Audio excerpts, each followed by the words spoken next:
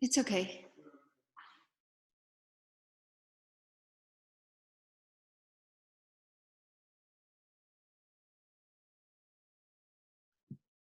We're almost ready. Good morning.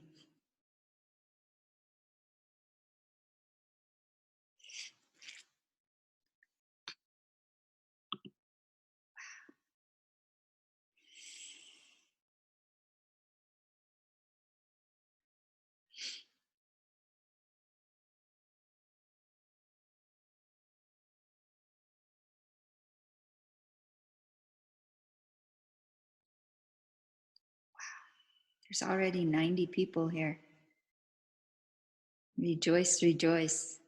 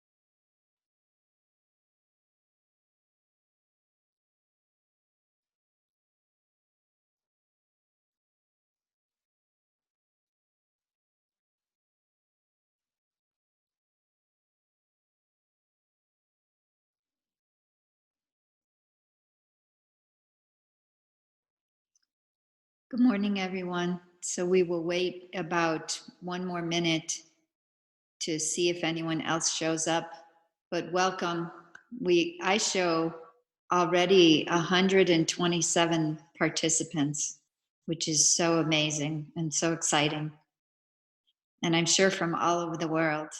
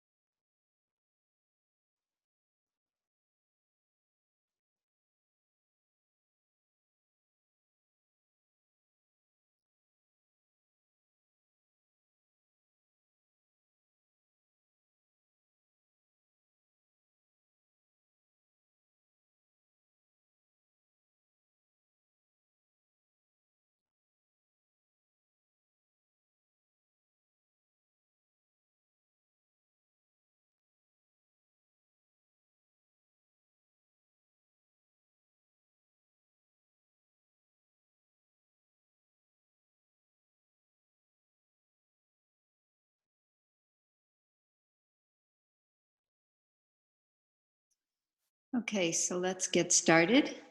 Good morning, everyone. My name is Drolma, and welcome to the Buddhist Path of Mind Training, Tushita from afar. So I'm here in the foothills of the Himalayas in Dharmkot, and it's a cold and overcast day. So I'm sure it's different everywhere all over the world. And I was just thinking about my motivation a little bit about why we're doing this course. And one of the things that came to mind is that we're in a global crisis, you know, with this pandemic that they're talking about, with this virus. And the Chinese symbol for crisis includes both danger, which we're all very aware of. I'm sure nobody wants to get sick, you know, the huge contagion that is present in this disease, and also the higher death rates. So there's a lot of fear. But what's also contained in that character is the symbol for opportunity. So crisis in the Chinese symbol is danger, but also opportunity. So we have an incredible opportunity here, I think, especially from a Buddhist point of view, to go inward, to have time and space to look at our minds. So I think that's very exciting. And so just a little bit about me. I have been ordained for 10 years. And I've been studying Buddhism full time for 15 years, although I was introduced to it many, many years ago. And I studied it and I got a degree in it. And before that, I also studied psychology. So my work with teaching Buddhism includes both the Buddhist perspective, but also a Western kind of psychological perspective. I try to integrate both of those. And I also want to introduce Felipe, who is under the thing. His name is registered Tushita. So if you can find him on your, and you just need to, you know, move your screen to see Felipe if you need to. And he's he's the meditation leader. So he's going to be leading the meditation at the end when we do the guided meditation, and that's his primary role. But he's also my tech support. So if you want to unmute yourself and introduce yourself, Felipe. Sure. Hi, everyone. I'm Felipe, and I'll be helping out, as Venerable Drolma was saying, with the meditations, and also trying to moderate and to get your questions noted down. So when we get to that part, so I'm very happy that you're all here. 157 people we're up to now. So I'm so excited about this. This is the first time for Tushita doing something like this, but you know, like Venerable Drolma was saying, in these times of things going not the way that we're used to, then we adapt, and I think we can make something very beneficial out of it. So I hope that you'll enjoy the course and that you benefit from it a lot. Thank you. So the way we're going to work is today we have a little more introduction. So the first 15 minutes is supposed to be calm abiding, also known as shamatha meditation, and we'll get to that in a few minutes. And today it might be a little shorter because we have this introductory stuff to do. And then I'll teach for about 30 minutes.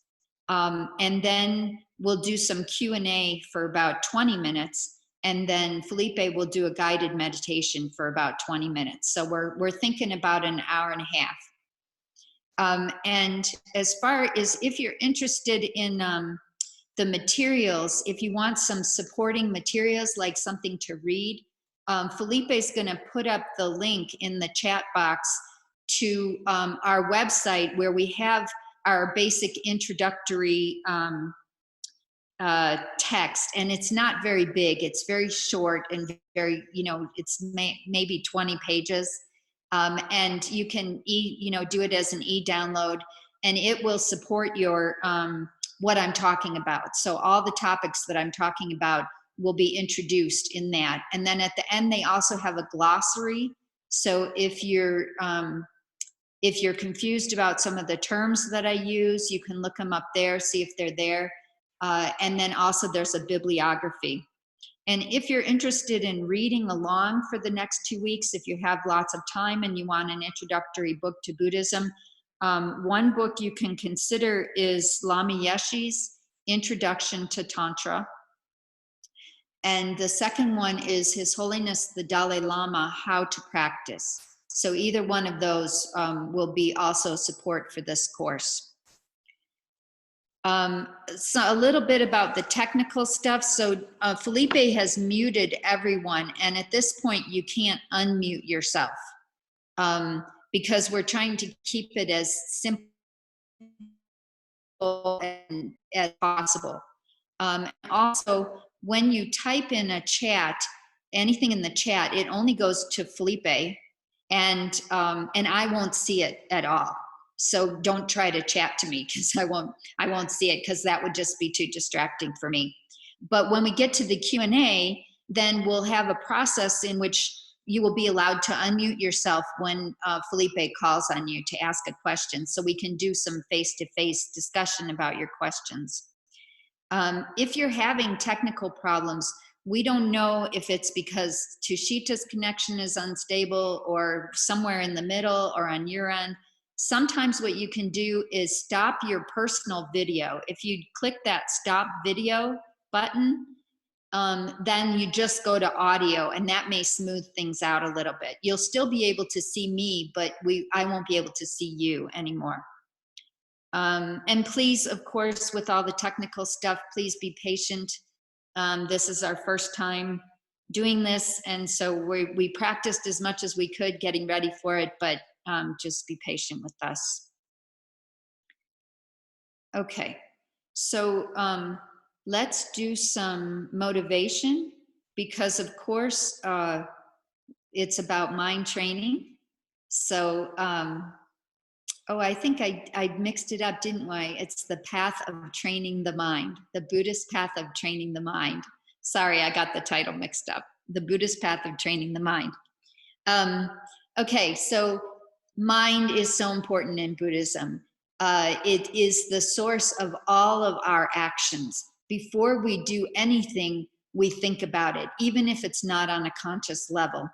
And so in order to make any action the most clear as we can and most purposeful, like going in the direction that we want it to, we have to be aware of what's going on in our minds.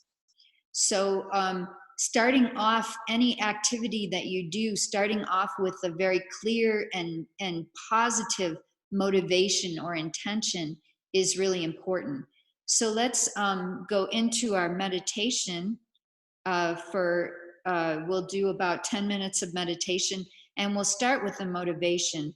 So go ahead and get as comfortable as you can. I'm not going to go into the posture too much because everyone's going to be in different kind of situations, whether you're sitting on your bed or on the floor or in a chair. But the most important thing is that your back is straight and that you are relaxed. So go ahead and make what adjustments you need to make to get into that comfortable position so that it's easy to sit still.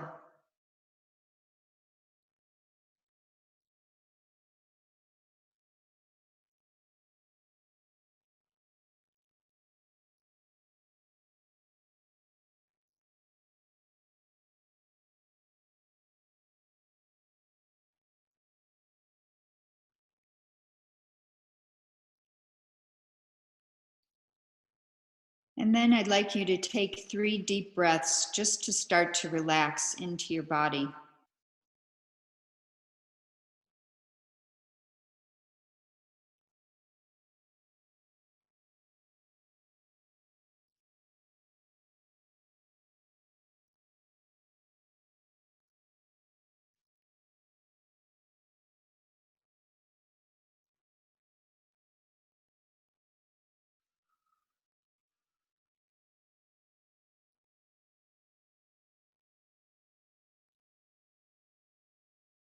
And taking deep breaths stimulates your body to allow the parasympathetic nervous system, which is the one that is related to relaxation and calming down.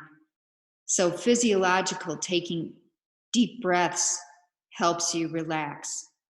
even if your mind is going and going and going. This starts with the body.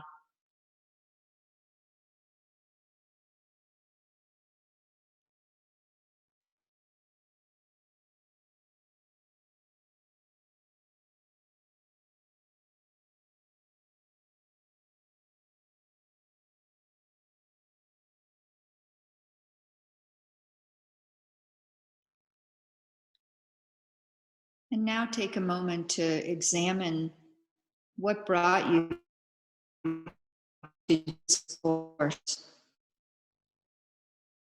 What is your intention? What are you looking for?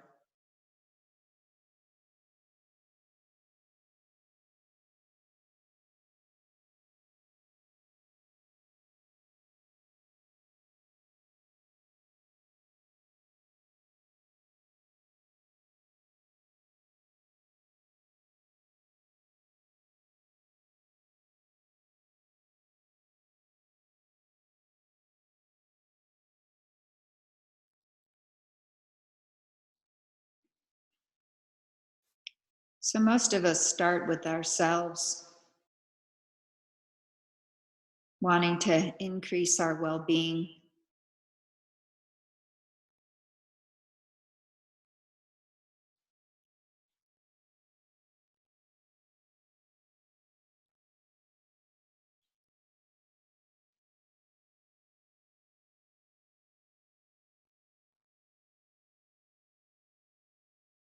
wanting to respond better to these difficult times that we're dealing with.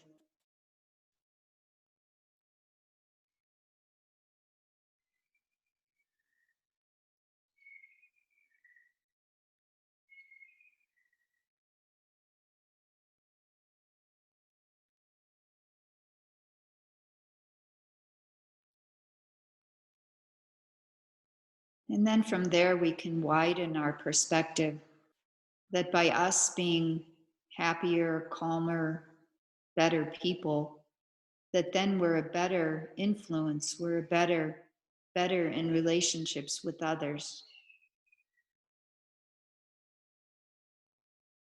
We're more kind and we're more gentle. So including that in your motivation.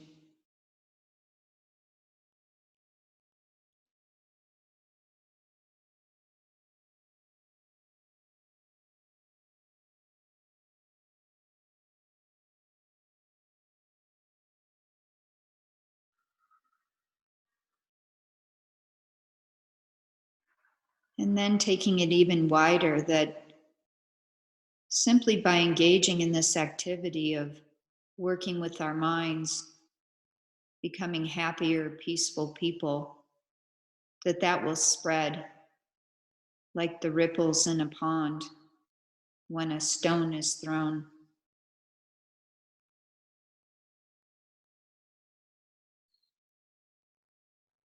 Affecting the whole world in a positive way.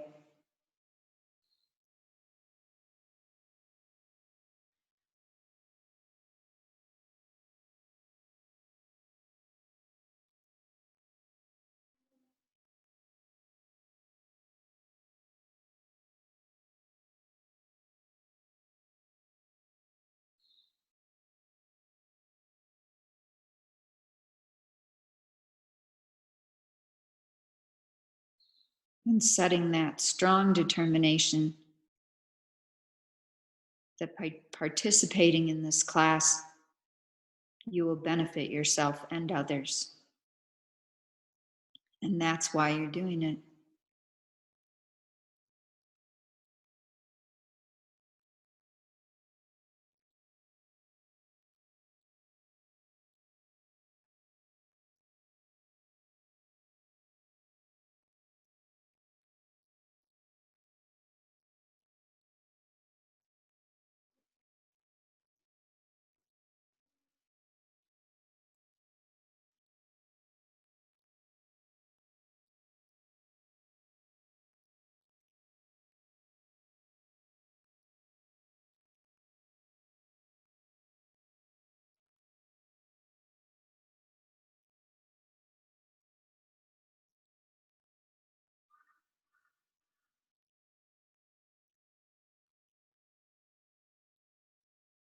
So we're going to start with some relaxation.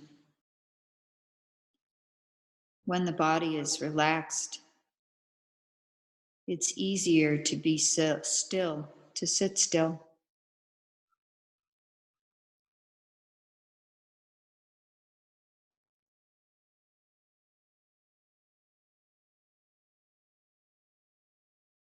And being separated from our normal routine, from our usual daily life activities, can be a shift for a lot of us and maybe a little anxiety provoking.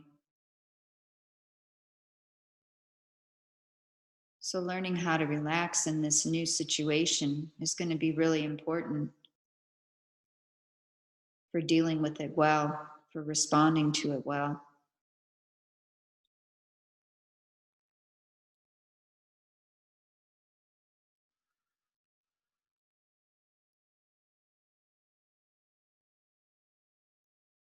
So, starting at the bottom of your body, so wherever your bottom meets your seat, imagine that you can feel gravity holding you there, stabilizing you.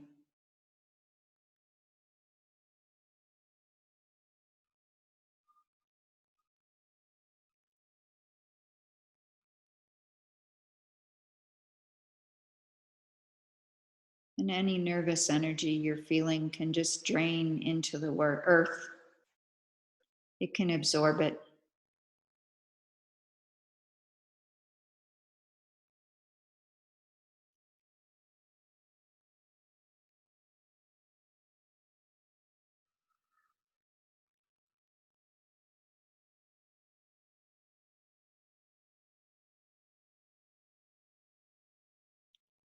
So, just for this time, just for this class, you can let go for now of any fear or worry.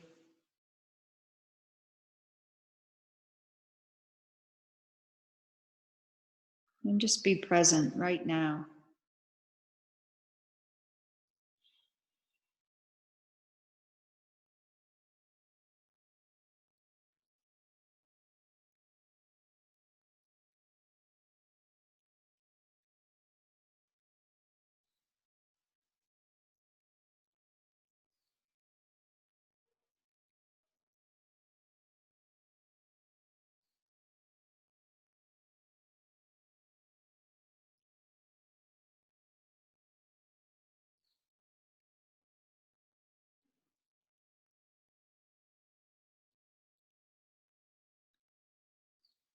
And notice how, as your body stays still and relaxes, your mind starts to calm.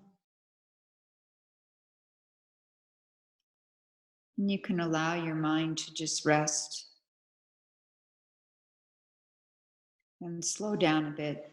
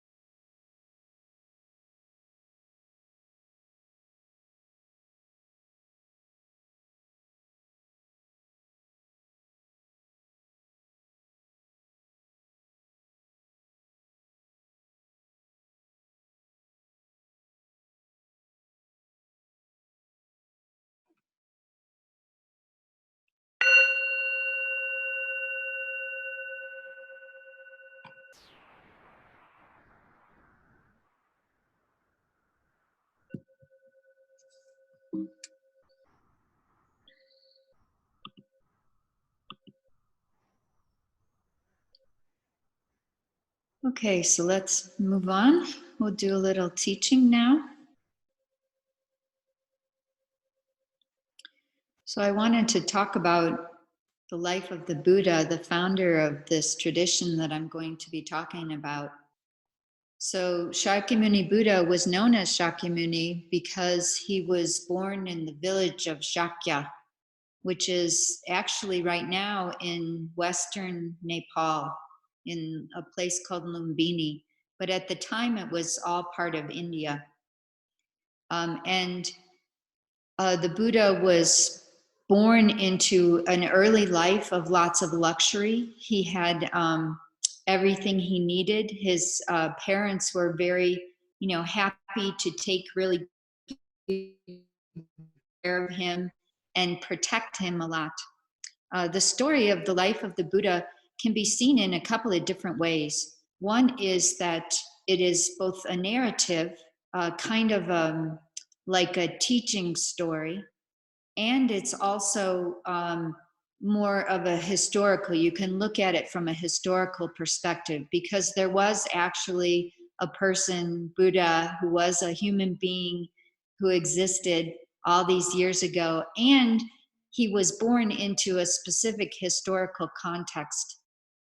So at the time of the Buddha, they sometimes call him a prince. Prince Siddhartha. Siddhartha was his name from when he was born, before he became a Buddha. Buddha is the name of an enlightened being.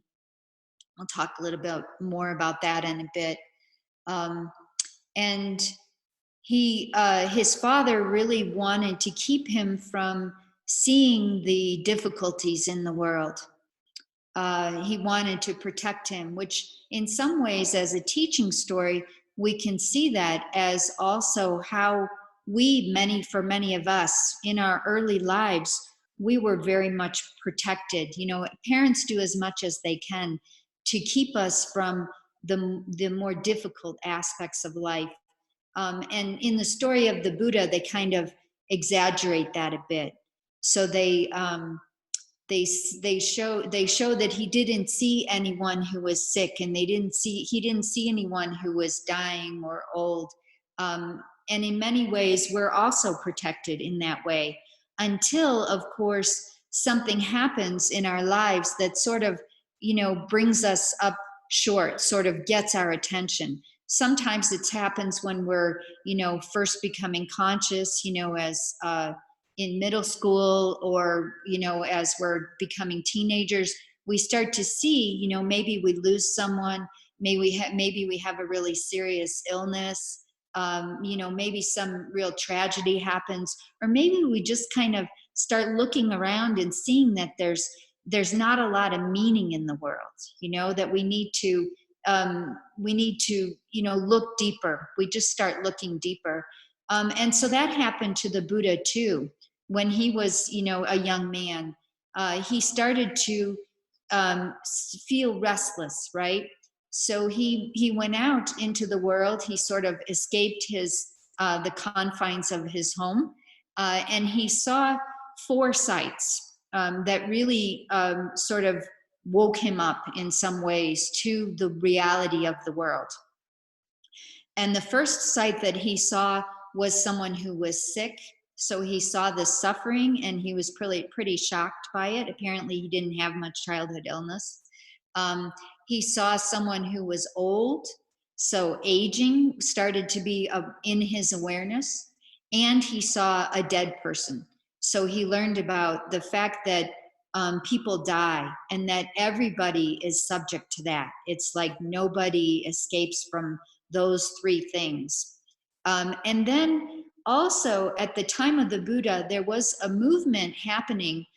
Historically, the caste system in India was starting to become more predominant, and the religious power, was in the Brahmanic class, right? The Brahmas held the religious power. And the Vedas, of course, were one of the prevailing texts, religious texts, and the people who had access to the Vedas were this Brahmanic class. And there were a certain number of sort of rebellious, or you could say maybe revolutionaries in some ways, people who were rejecting that sort of institutionalized religion, who were pursuing their own connection to their spirituality. And they were known, as holy men, right? As like sadhus in some ways. And they were particularly known for their the yellow robes that they wore. And they were beggars, and they were very much valued in society. The villagers would support them when they came around, and they saw this as a very noble pursuit of life. And of course, they were not like the same in their beliefs in any way. They actually tended to be different. So they had different ways of dealing with the difficulties of the world. And so the fourth site that the Buddha saw was this um, this one of these wandering spiritual people, and he thought, after seeing the suffering, that this was the way to go, that this was the way that he wanted to pursue life, right? Well, this was the way to deal with the suffering. And so he left his home and started pursuing a path of meditation. So he met some meditation teachers. He became very, very good at meditation. He was in some ways very much a prodigy of meditation. He reported that even before he had left his family, when he was a young man, he was out. His father was there was some ceremony that he had to be at, and he was sitting underneath a tree while his father was symbolically plowing a field. And he sat down and had this very powerful meditative spiritual experience. He was probably 12 or 11 or something. So already, even before he started studying meditation, he was very, very powerful meditator, had the seeds to be a good meditator.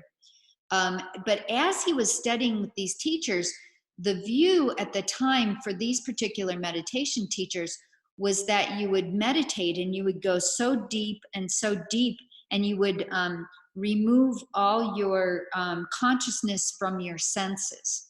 So, whatever, you would no longer be aware of what you were seeing or what your body was feeling or what you were hearing. And your consciousness would become more and more refined and more subtle and more ethereal. And the belief was that that you could get free of the suffering of life by going higher and higher and deeper into these meditative states. And he became very good at this. But what he found was that actually, when he came out of the meditative states, nothing had really changed. So his mind hadn't changed that much, and he never could quite achieve that freedom, that awakening that he was looking for through getting deeper and deeper into meditation. So he then left. He thought this wasn't really the way to go, and he spent a long time trying very ascetic practices. So ascetic practices are when you deny your body. Okay, you stop. You don't eat very much. There was, some stories say he ate only like 3 grains of rice a day, and didn't drink very much, and meditated in all the elements. And there's a really beautiful statue in His Holiness Temple here in Dharamsala, of the Buddha. You may have seen it when his ribs are showing. He's very, very, very thin. And this is a representation of his time when he was completely denying the body in many ways. And he thought that this was the way to achieve enlightenment, was like somehow by not having, by totally denying the senses completely, that he could achieve liberation this way.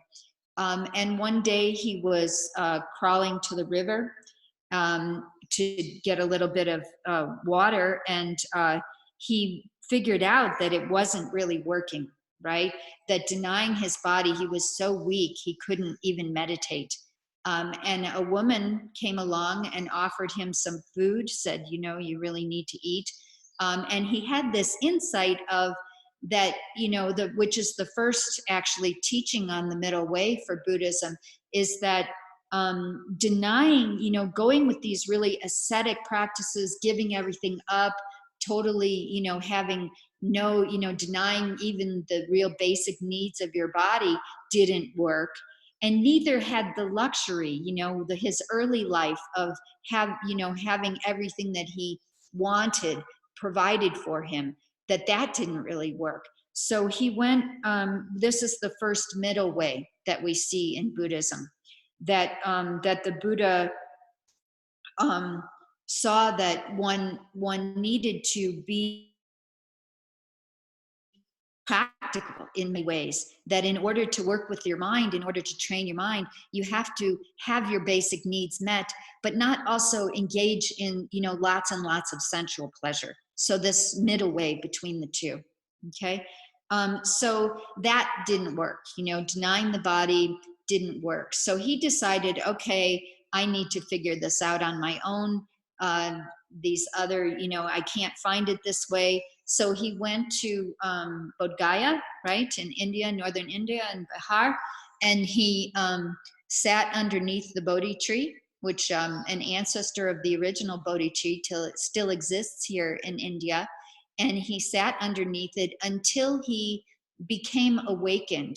So figured out the way to this freedom from the suffering that exists in our lives that he learned about when he was younger. So enlightenment means awakening. It means becoming aware of how things really exist. And of course, we'll talk about that more. But it was about perceiving the world in a way that is more accurate, okay, more in line with how things actually are. And this was his awakening. So meditating yourself out of suffering in terms of this, more and more refined states didn't work. What he learned was that you actually have to bring in some wisdom. You have to train the mind in a way that you start to see things a little differently, that you start to perceive the world in a little bit different way. And that we have these habits, these ways of seeing the world that actually lead to our being suffering, to being in a different, space. Excuse me just a second. Okay, no, okay. All right. So that's the analytic meditation that we're doing, where we're doing that. You will actually start to change the mind, because just doing shamatha meditation or calm abiding, you can get very relaxed and you can get very focused. But it's actually the analysis and the vipassana meditation. Some of you may have heard that term, that starts to actually train the mind, that starts to help you see things in a different way, to start to remove that suffering. Okay. So the Buddha left after he became awakened, and he decided that what he had discovered, what he had figured out, was so beyond the regular way that people were thinking at the time. It was, and even now, when we start talking about the way in which Buddhism views the world, it's pretty different from the worldview of a lot of ways in which people see things now. That this idea, first of all, that maybe somehow our happiness lies in material things. That somehow, if we have all the money in the world, or if we have, the perfect family or the perfect house, or, all these amazing restaurants, that the people who are happiest in our world are those who have the most money and the most things.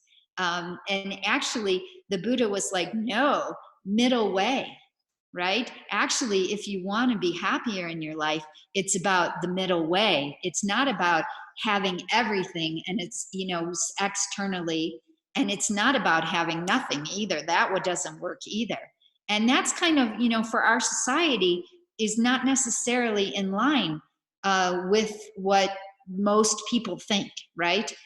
But we can talk more about that later. So anyway, that's just an example of how his ideas kind of went against the prevailing norm of how people thought about the world, even philosophically. So he said, you know what, I'm not going to teach. He's like, no one will understand it. um, and then there's a story that that actually, because of this concept of interconnectedness, because of the fact that Buddhas don't arise simply on their we don't exist as individuals. I mean, we're learning this now from this pandemic, how actually globally connected we are.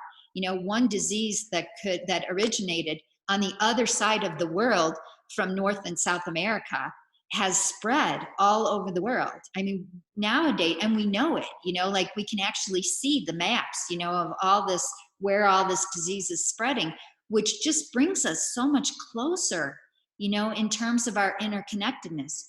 And so the arising of a Buddha, for a Buddha to even come into the world and have achieved this awakening state, is not simply because of him, but it's also because of all the circumstances that came together, all the causes and conditions that came together in order for him to exist, for him to be that way. So for him to then not share that, not, show the way to others, didn't make a lot of sense. So then he decided, okay, I will start to share what I have figured out, what I have learned. And he went back to the people. There were 5 actually. These were his first 5 students that he taught. They were the ones that he had been practicing his ascetic practices with. And he walked actually from Bodh Gaya to what is now modern day Sarnath, which I looked it up yesterday. It's about like 275 kilometers. So it took him a while. It took him a couple weeks to get there, because of course at the time, 2,600 years ago, they didn't have, taxis or airplanes or anything. So he walked, to see these beings. And there's a story that they tell about during this walk, when he was walking to Sarnath, where he ran into a merchant. So there was a businessman who was walking along, and he was walking and he saw the Buddha, and he was kind of struck by the Buddha's appearance, right? Countenance, you could say, or even maybe aura, and he thought, this isn't just a normal person, this isn't just an ordinary being. And so he asked him, he said, what are you? And he said, first, are you a god? And the Buddha said, no, I'm not a god. And so then he said, well, are you an ordinary human being then? And the Buddha said, no, not really that anymore. And so then the merchant said, well, what are you? And the Buddha said, I am awake. And so in Buddhism, becoming awakened is becoming a Buddha, okay? And that we all have that potential. We all have that possibility for us. It's not just the Buddha, Shakyamuni Buddha, who becomes a Buddha. We all have this potential. And it's not something that we necessarily have to think about being in this far, far future. Actually, Buddhism is a system, and some people call it a religion, some people call it a science, like a science of the mind. In some ways, it's both. I think modern days, I think when they were trying to figure out what it was, religion was like the closest category they could put it in. So in so we can talk about it being a system of the mind, a way in which one, again, the path of training the mind, and this view, how we start to see things differently, is how we become awakened. And it's a gradual process, and we can start to experience the benefits of it even now, right? As soon as we start practicing, within a week or two, we can start to see the benefits. So it's not the religion in the sense of, an afterlife or a next life. Okay. It's something that we can start doing now. Okay. All right. So what did the Buddha teach? Okay. Oh, so I have brought up this map. I forgot to show you. So this is the Ganges River, river valley. So this was during the Buddha's lifetime. He taught throughout this whole area. So you can see there's, let's see, there's New Delhi, you can see we're in like the northern part. You can see where Nepal is, the northern part of India. So the northern part of Nepal is actually where the Himalayas and Mount Everest are. And he was born to the southwestern corner of Nepal, in a place called Lumbini, and it's not on this map, labeled on this map, but you can see Varanasi is actually in between Bodh Gaya and Sarnath. So that was, around the area where he achieved enlightenment, where he was born. And so this whole area that's kind of outlined in yellow was where he traveled, and where his during his lifetime, his disciples traveled and taught. Okay. And then after that, Buddhism spread. It spread all over India. It spread, of course, into Nepal and Bhutan. It spread south into Sri Lanka. Its height was probably in, I think, around the 8th, 9th, 10th centuries was when Buddhism was, all of India. And then it moved north. It moved into China, and eventually into Japan. It moved into Tibet, of course, which is just north of Nepal, the area of Tibet, which is the system that I am teaching from the Tibetan Plateau, which is the south part of China. It also traveled from Sri Lanka. When it went south, it went into over into, of course, where it still exists in Burma, Myanmar, Thailand, Laos, Cambodia, that whole area. And still, those are still considered Buddhist countries. And we'll talk a little, if we have time, we'll talk a little more about the system that actually traveled north into Tibet and how that's different from the system that traveled south. But let's go into a little bit more about what he taught. So his first teaching, I don't know how this got written on. I have a green circle written on my screen. So maybe somebody, I don't know, if you did that, if you could erase it, it would be nice. Because I didn't do that. Okay, so the Four Noble Truths. This is considered the foundation teaching of the Buddha, and it was the first teaching that he offered to his 5 disciples in Sarnath, in a place called Deer Park. And the view for Buddhists is that we, as ordinary beings, are in this state of suffering. We are subject to situations that are out of our control. And the recommendation when we start talking about the Four Noble Truths is that we consider ourselves as patients, as sick people, that we have a problem, we have a disease, okay? And the Buddha is considered the doctor. So as Buddhists, we go to the Buddha in order to get diagnosed, okay? In order to find out what's wrong with us, and also what the cause of our problem is. And then if there's hope, right? If we can stop our sickness, and then how do we do that? What is the medicine? What do we need to take in order to stop this sickness? So this is the basis of the Four Noble Truths, is this: we have pain, we have difficulty, we want to get rid of it. And sometimes people think that, oh no, I wouldn't want to get rid of my suffering because my suffering teaches me.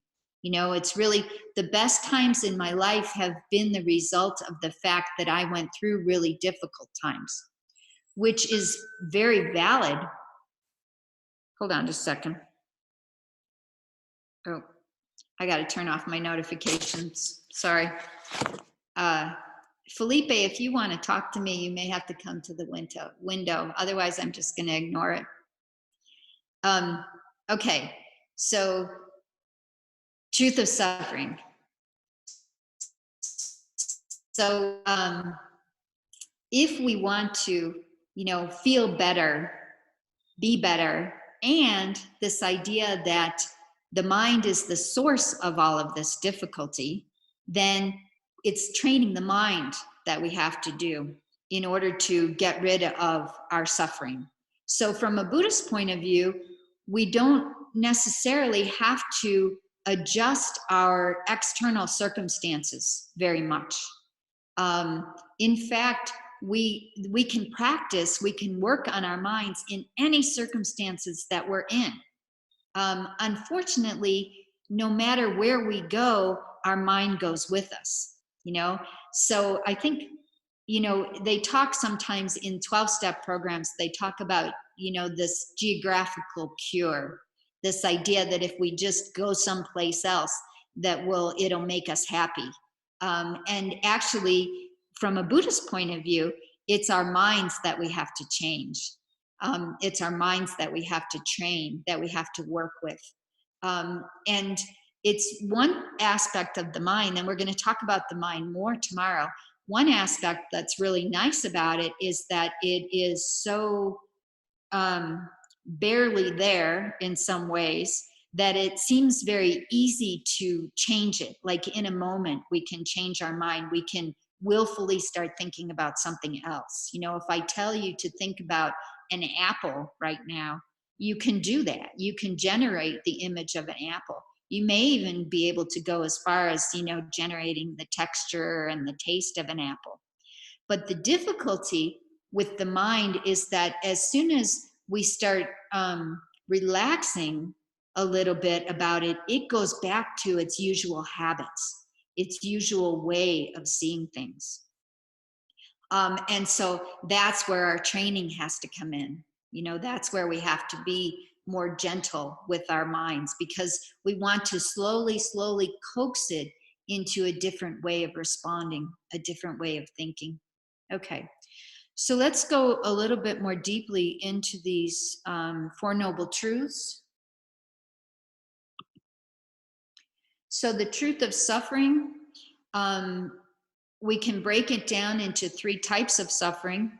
The first one, suffering of suffering, is what we usually think of as pain. And I'll go through these pretty quick because I want to get onto some Q&A. So let me do this pretty quick, and then we'll do some Q&A, and then we'll go into the meditation. Okay, so suffering of suffering is what we usually think of as physical pain. Okay, so break your leg, get a cut, get sick. You know, nobody likes to be sick. And emotional pain.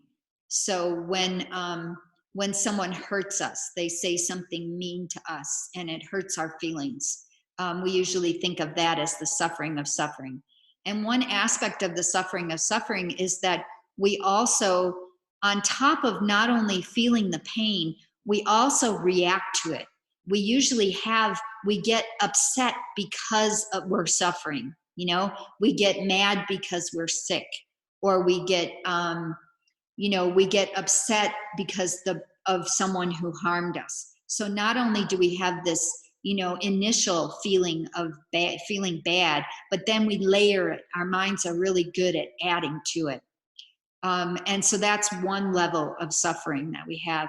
Another level of suffering is the suffering of change. And this is what we usually think of as happiness. So if we think of sensual happiness, like let's say cheesecake, you know, some of us, you know, really like cheesecake, and cheesecake is where we get our pleasure and where we get happiness. And from a Buddhist point of view, that's not actually happiness because it doesn't keep on making you happy. The more you eat cheesecake, if it really were the source of happiness, then the more that you ate cheesecake, the happier you would be, right? And that isn't what happened. Maybe the first, cheesecake that you eat, the first piece is wonderful and it tastes really good. And then you go to the next one and it's still pretty good because you like cheesecake. And then you get on your third piece and you're starting to feel like you don't want cheesecake so much anymore. And then you go to your fourth piece and you're like starting to not want any cheesecake at all, right? So your feeling of cheesecake being your source of happiness has changed. And now cheesecake becomes the source of suffering. Okay, so that's the suffering of change. Another example of the suffering of change is impermanence, the fact that everything that makes you happy now, externally, sense pleasures, will end, right? Your iPhone will eventually break or become obsolete. Um, the, Everything that's, that is, life ends in death. Coming together ends in falling apart. Anything that is made, ends. So this whole idea that we get happiness from these things that are the result of causes and conditions, but then at some point they no longer bring us happiness, and that's the suffering of change.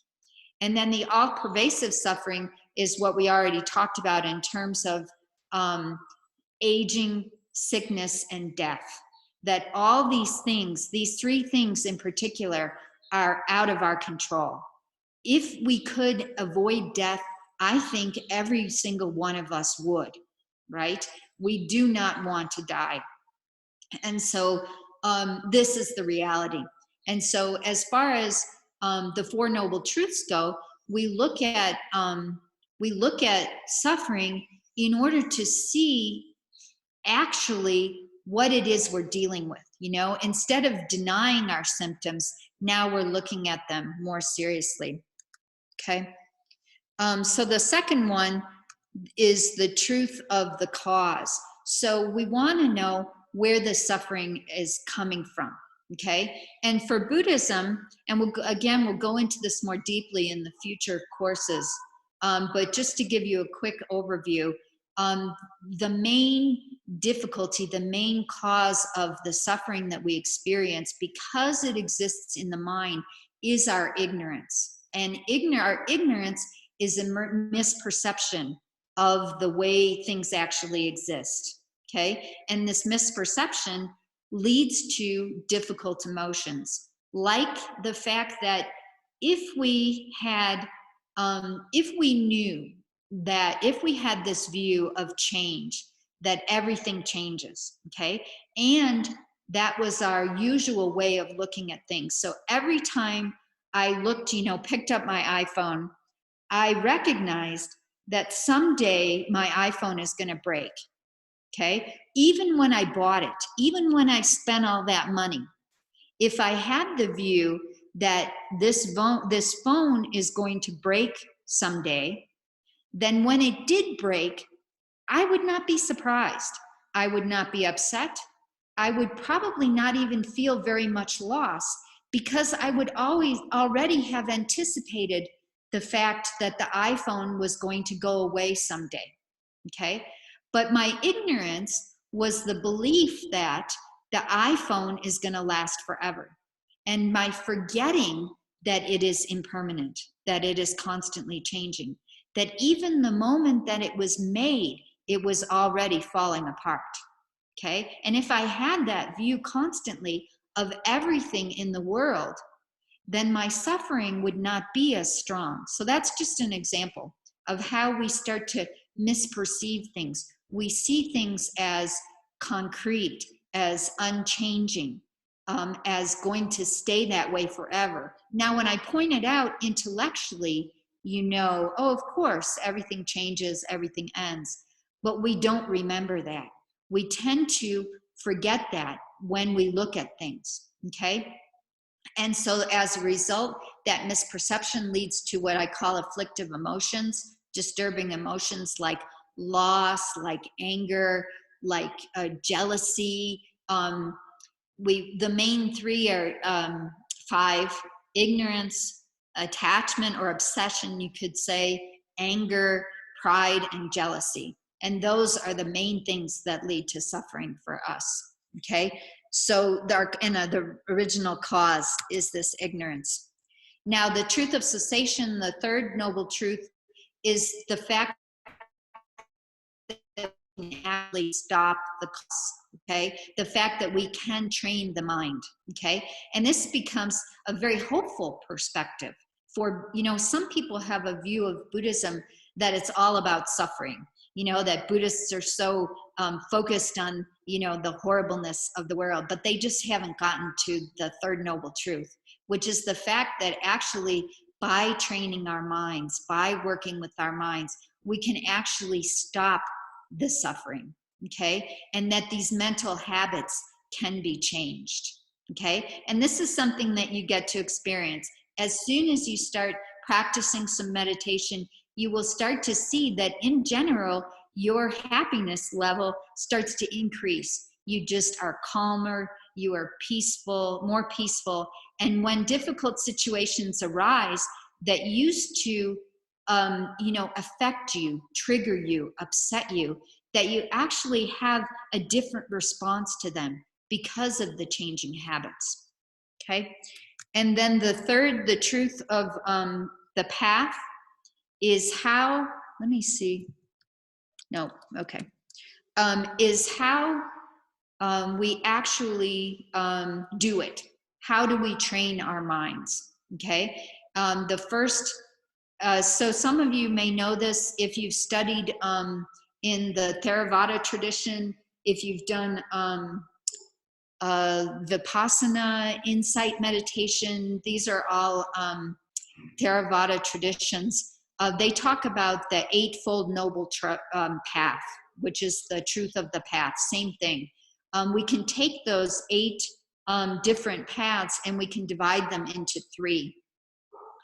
The first one being ethics, so basically not harming. The second one being concentration, so this is focus, stillness, relaxation, training your mind. And then wisdom is seeing things as they really are, starting to change these habits. Okay.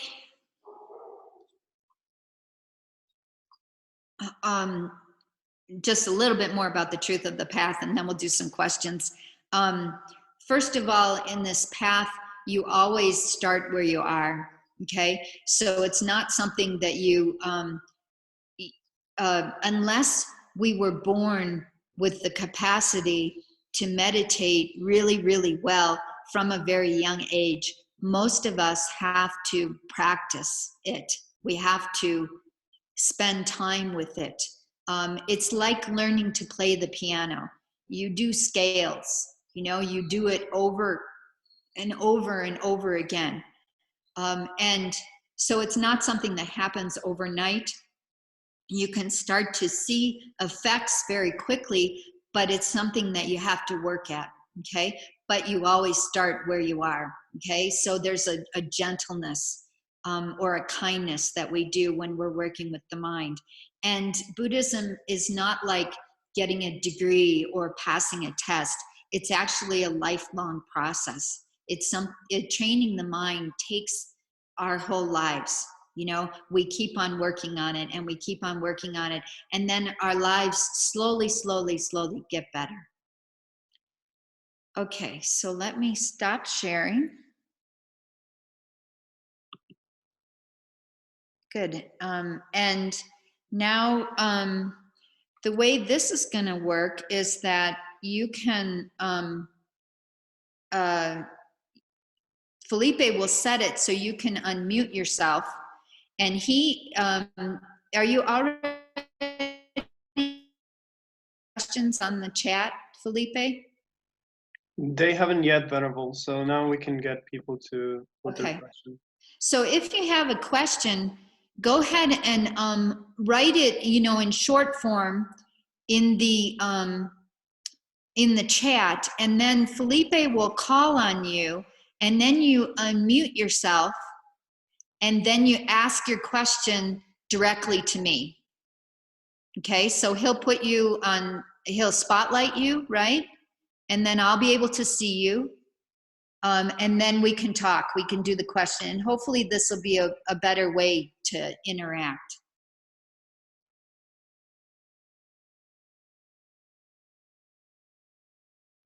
So chat your questions, and then Felipe will call on you, and then you can unmute yourself, and then I'll talk to you.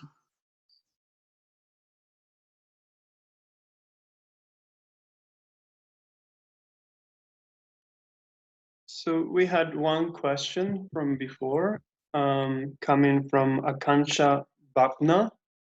So Akanksha, if you're there, you can now unmute yourself and ask your question out loud. Thank you, Felipe. I wanted to ask, you had mentioned geographically, you know, we can meditate where we are, we don't need to go away. But the Buddha did leave home and he went away to the forest to actually be calm and quiet and attain that. And I asked because we always take excuse for we're in the city, it's too noisy, it's not possible to do it over here, and want to, you know, run away to Tushita all the time. So yeah, that's my question. So I think as beginners, we do need a certain amount of quiet when we're first starting to meditate. When I was first meditating, I used earplugs, headphones, you know, but yet eventually it starts to become like the same thing as the chatter in your mind, that eventually you can start to get so focused that the sounds around you, you don't even, well, you may notice them, but then you let them go very quickly. So if you're in a place now where there is a lot of noise, muffle it as much as you can, but then also start to just, you know, acknowledge that it's there and let it go. Bring your mind back. And you do, you know, that's the training in meditation, is over and over bringing your mind back and letting those things go. It is difficult at the beginning. Yeah, definitely. Sure, but you can do it. Your mind is powerful. Okay, next question.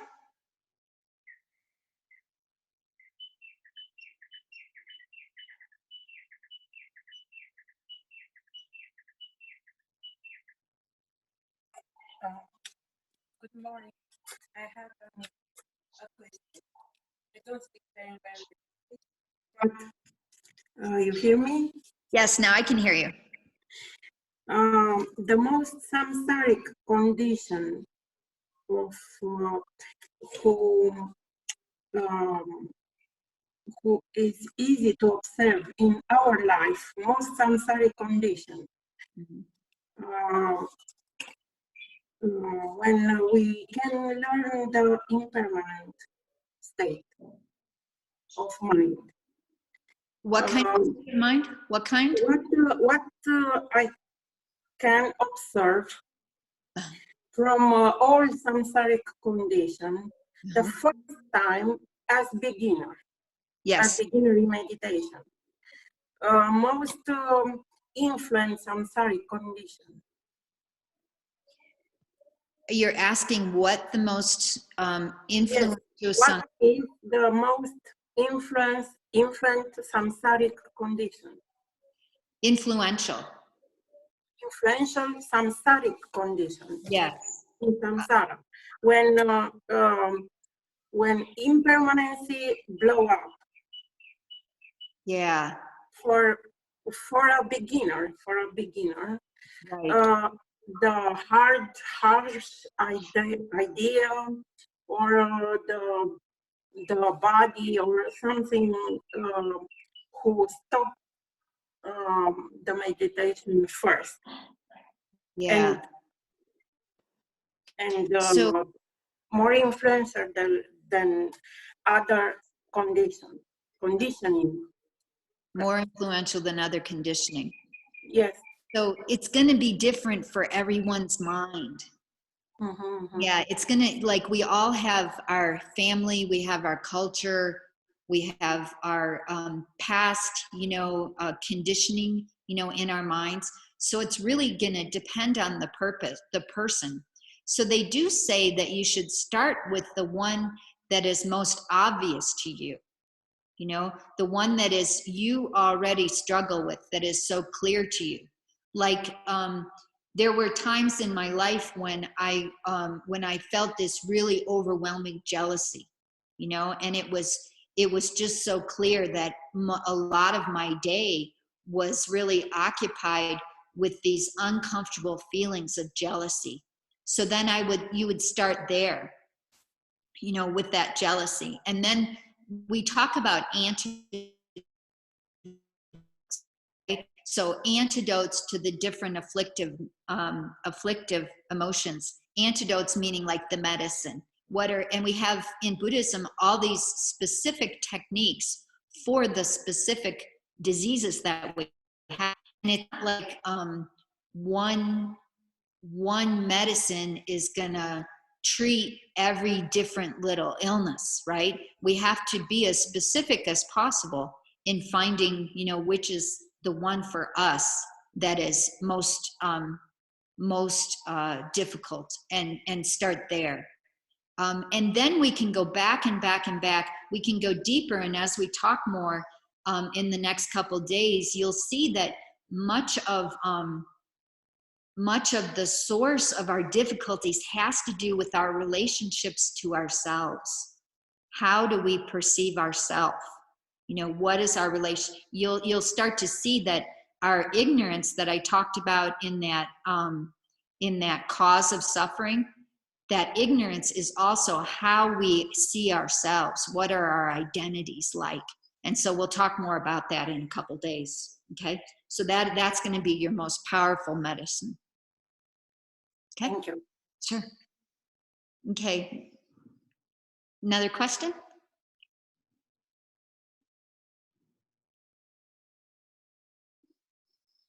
Okay, I have unmuted you, Keshav Bajaj. You can ask your question now out loud if you're there.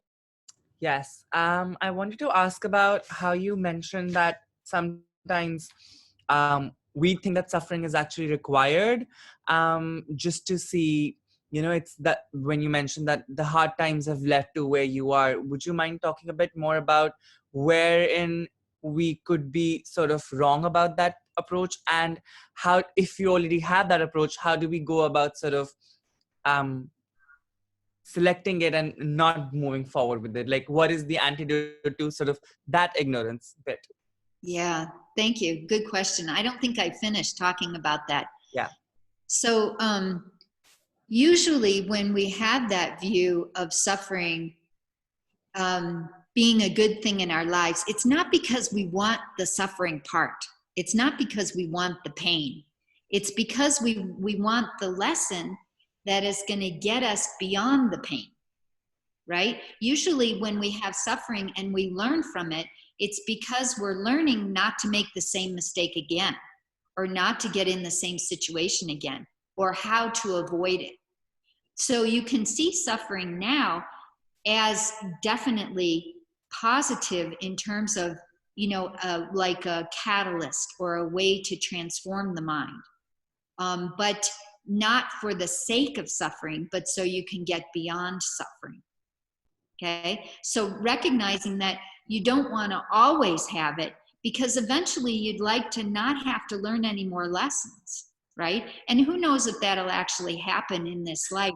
But there are some lessons, getting rid of all of them, but there are some lessons that we can learn, and I'm sure you have already. There are some things that you just are not going to go there again. That's going to cause you suffering, and so you've learned that lesson and you can let that go. So we can treat all suffering that way. We can say, okay, this one I'm done with. I've learned I learned not to go there anymore.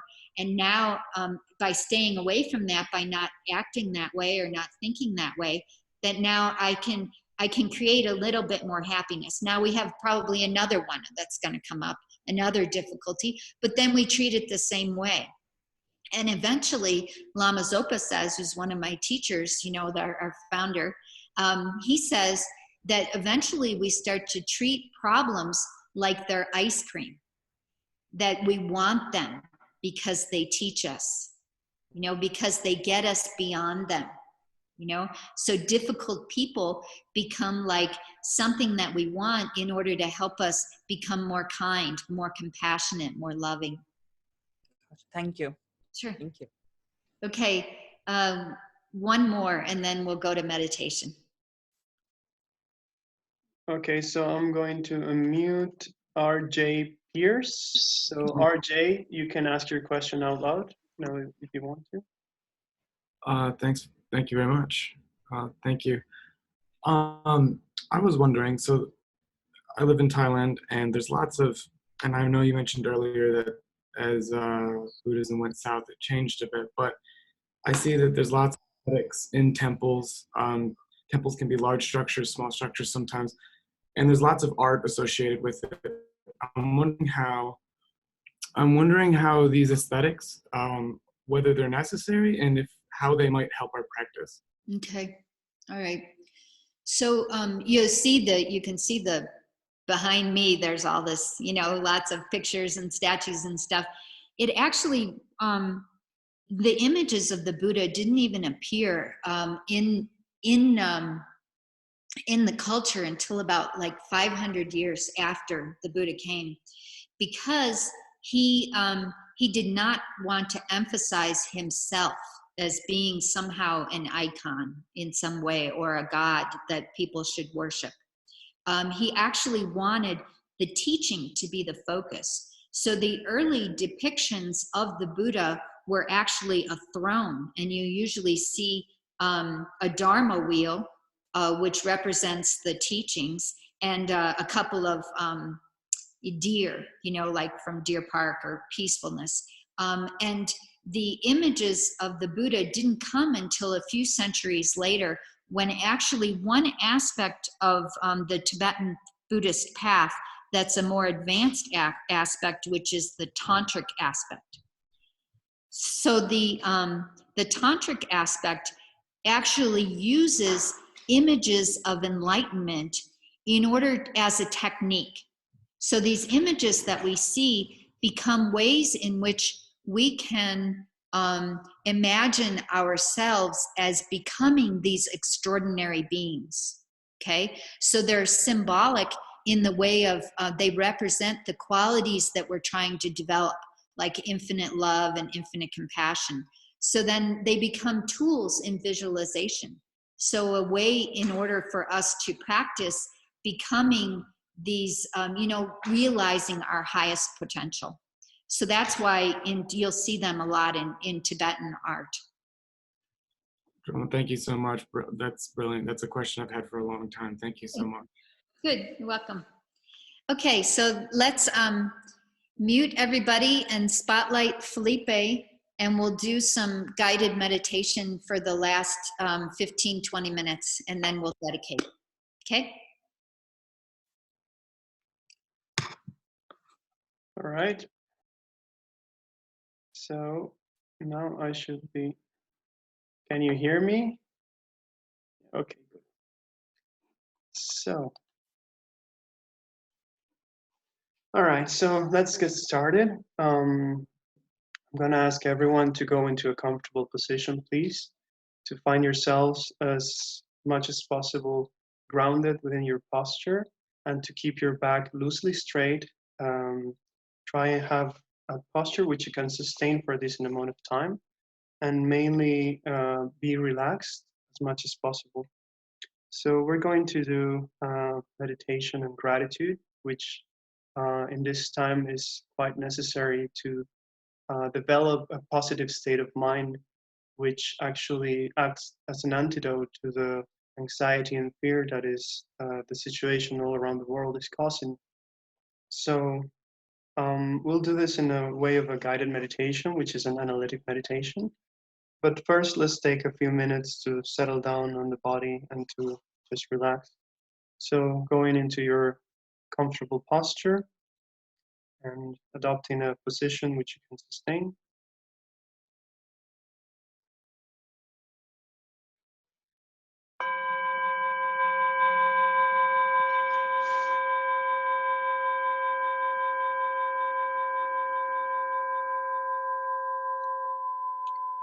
And allowing the sound of the bell to bring you into the space of the body first.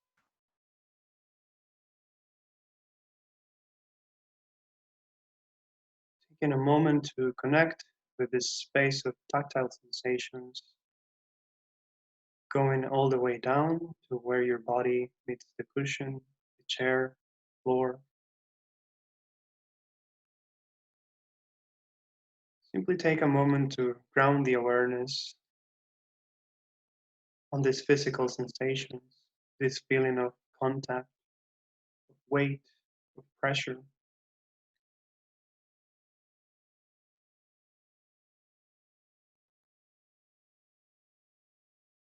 Noticing how your body is a solid entity.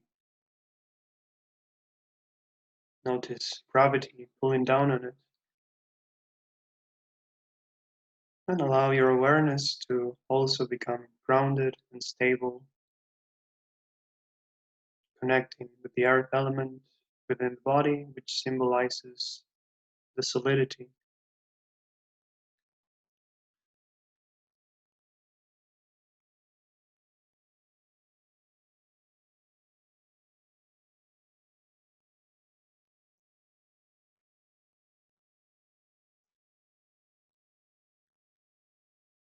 And then gently expanding that awareness to cover the entire space of the body, becoming aware of your body as a whole.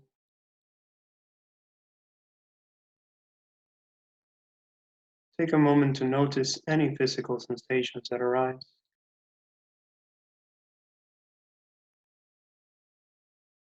Take a moment to connect with your body, which we're very much disconnected from in our daily lives.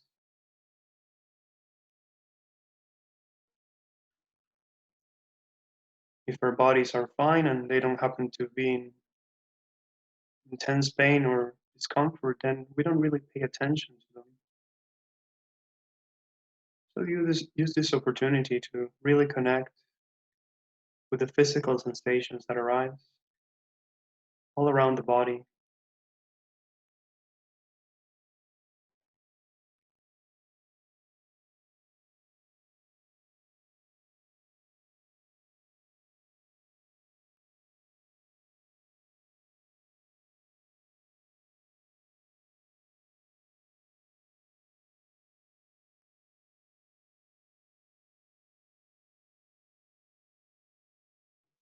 Relaxing and letting go.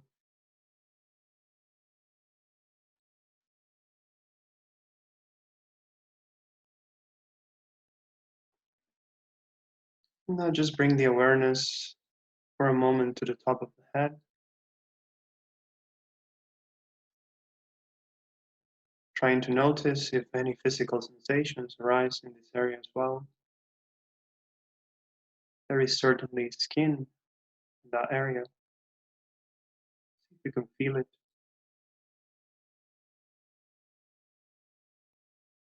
And from there, slowly, gently, move the awareness downward, scanning the body thoroughly, making it a point to observe every single part and every single muscle of the body. And this time, looking out for the presence of tension or tightness. Wherever you find any signs of tightness or constraint, stay with it for a moment and simply let go of it.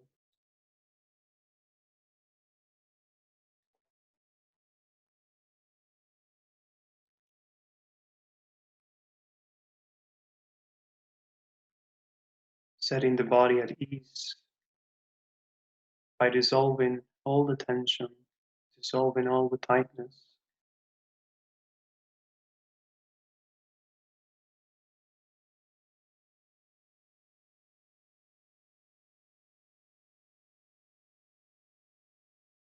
And allowing the body to go back to its natural state, a state of balance, equilibrium, a state which is imbued with the qualities of relaxation, stillness, and alertness.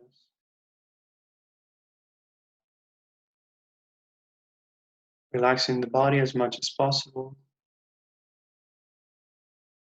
but keeping the mind alert and awake. We're not trying to space out or to become blank, but rather to maintain awareness, which is the essence of meditation.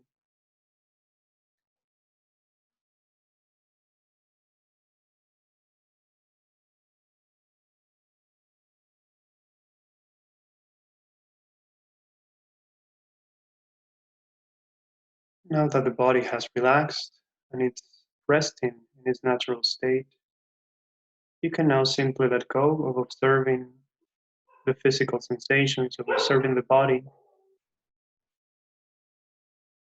And this time, just bring your awareness to the space of the mind where thoughts and mental images arise.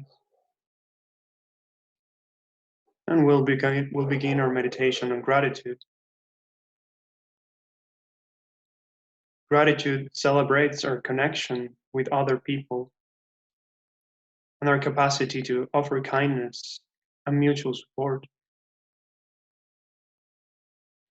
It is a form of generosity which has the gentle potential to banish tension, resentment, and anger. Sincere gratitude makes us feel recognized, encouraged, and inspired. It strengthens our confidence that we each have for the capacity to repay the kindness of others. And it leaves a pleasant taste in the mouth and a warm feeling in the heart.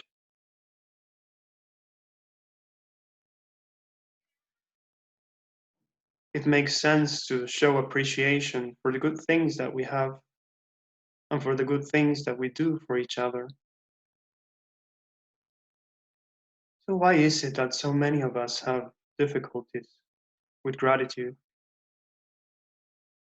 It is often laden with guilt and emotional manipulation. You should be grateful for this, or you don't appreciate what I have done for you. Unfortunately, it is often easier to judge and criticize than to appreciate and accept.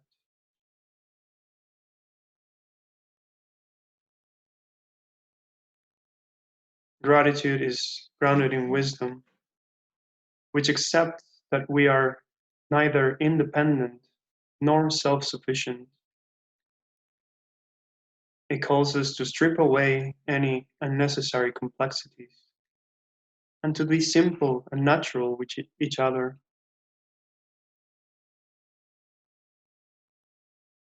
Think of gratitude and feel the widening grin inside of you, which doubles our energy. Appreciation feels good.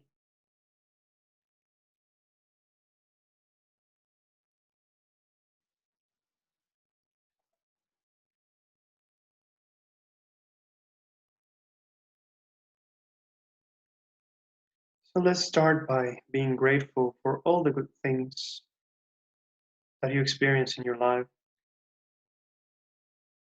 You can begin with physical things, material things such as a home, your possessions, or surroundings.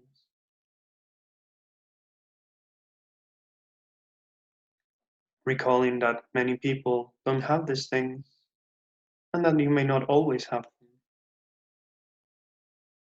Rejoice in your good fortune. Be happy and grateful to have the things that you have right now.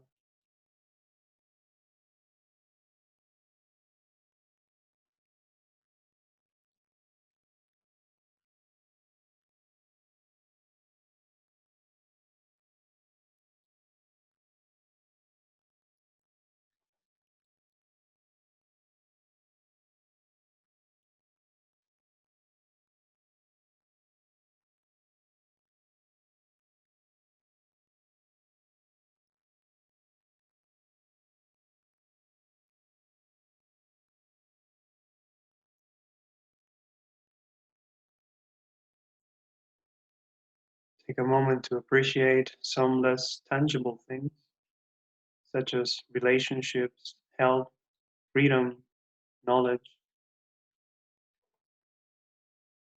Give yourself the opportunity to experience a sense of thankfulness and appreciation for each of the good things in your life, reviewing them mentally. Allow this mind of gratitude to arise within your heart. Be thankful for the people around you, and from the freedom and condition that you have right now.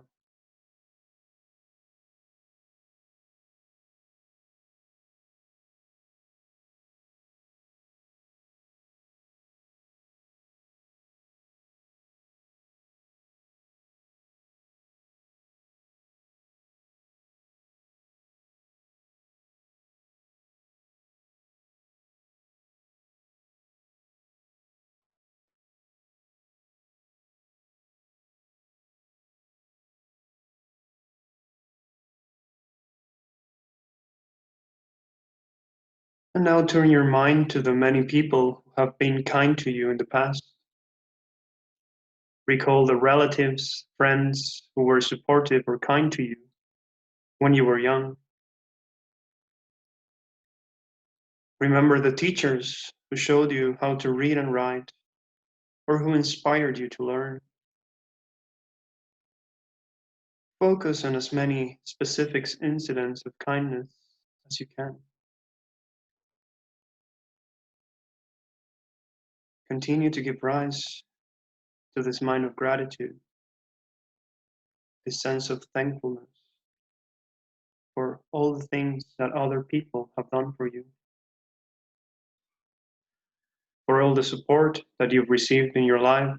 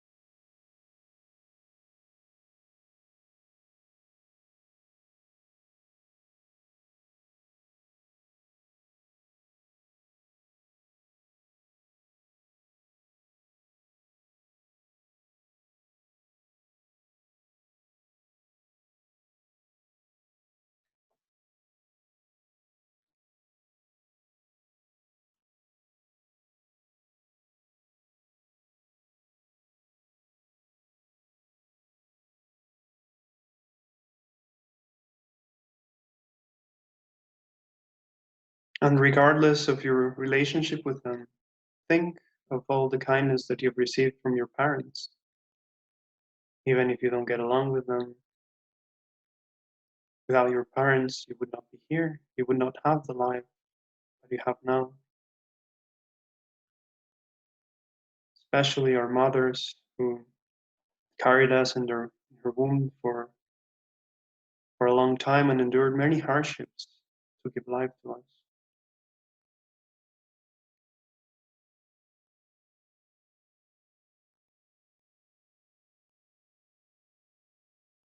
Think of all the effort that our caregivers had to go through in order to keep us healthy and alive.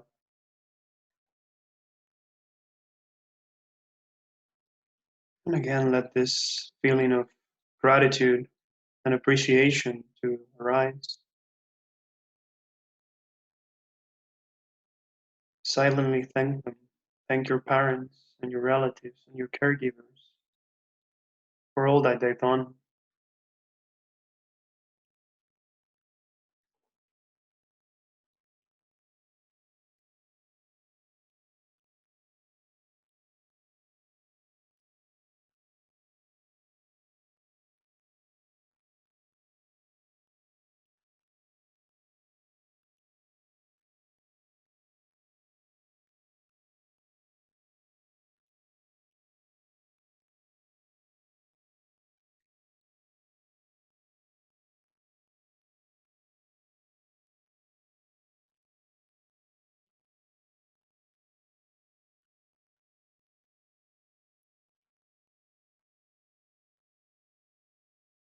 take a moment to recall how, as a small child, you were completely dependent on the kindness of an adult. You were fed, washed, put to bed. You were taught to walk, taken to school. To whatever extent you can, try to expand these feelings of gratitude and appreciation as much as possible, making your heart open and expansive.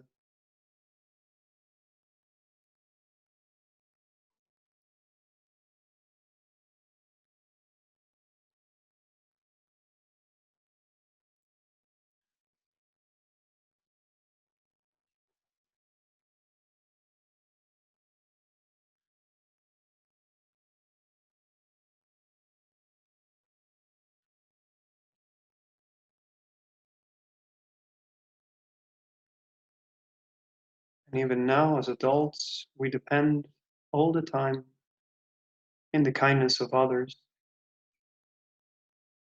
The fact that we have clothes, a place to sleep in, the fact that we're doing this conference, the fact that we're sitting here together and meditating. It is all due to the kindness and the effort that others have put into it.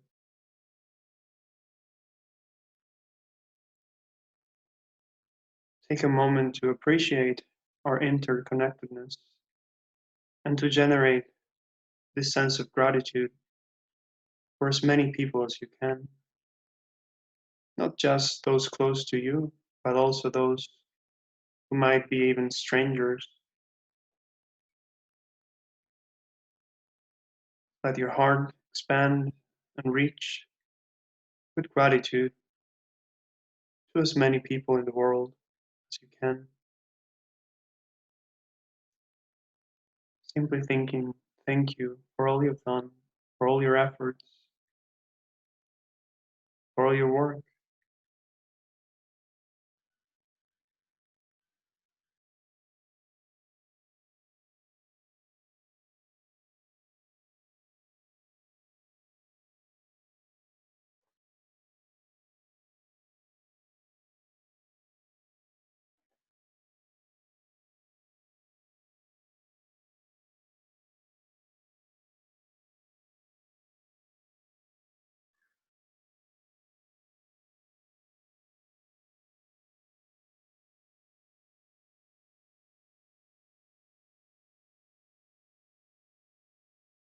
See how all the love and kindness you have received in your life has depended on similar love and kindness in previous generations.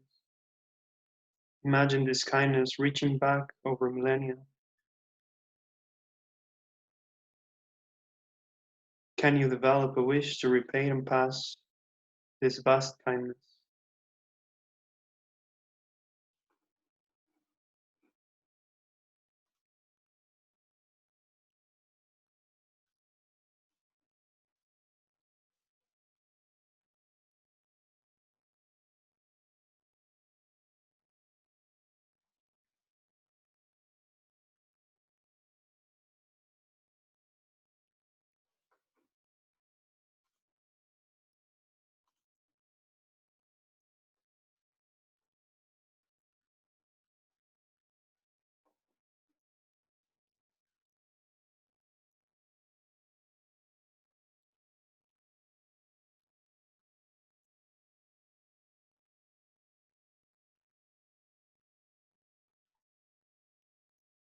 Keep this awareness of gratitude as much as you can, even throughout your day.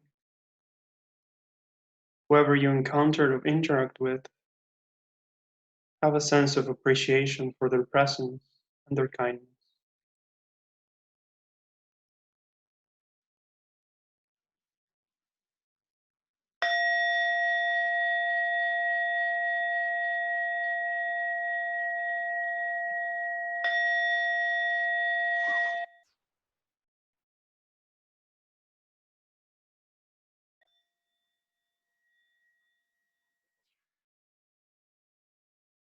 And slowly and gently coming out of the meditation.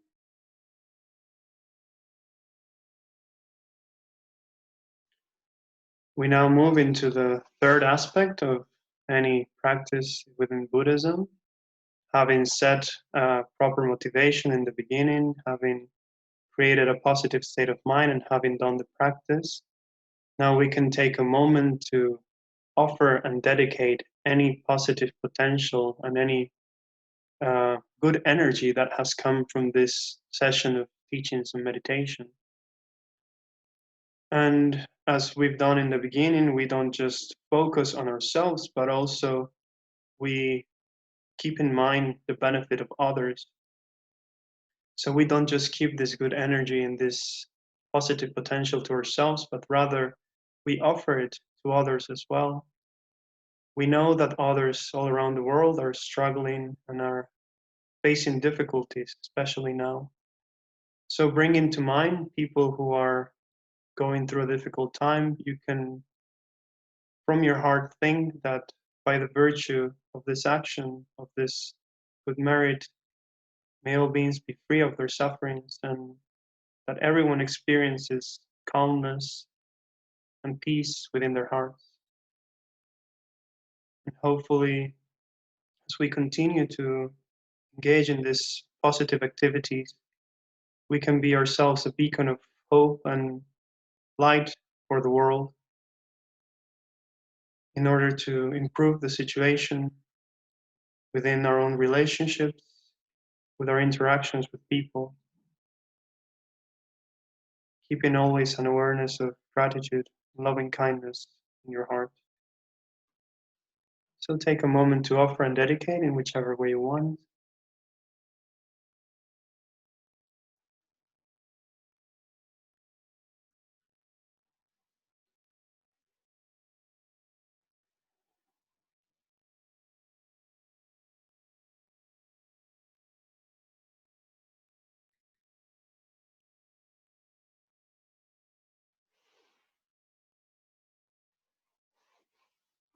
And I'm going to unmute Venerable Drolma. Perhaps you want to add something? No, just thank you, all of you, for coming. It was amazing and just awesome. And come back tomorrow. Thank you all for showing up. We had at one point almost 200 people, I think. So this is amazing. And I'm very excited about all this, and I hope to see you all very, very soon again. Thank you, Venerable Drolma. Thank you, everyone. I'm going to end the meeting now. So yeah, see you tomorrow. Bye.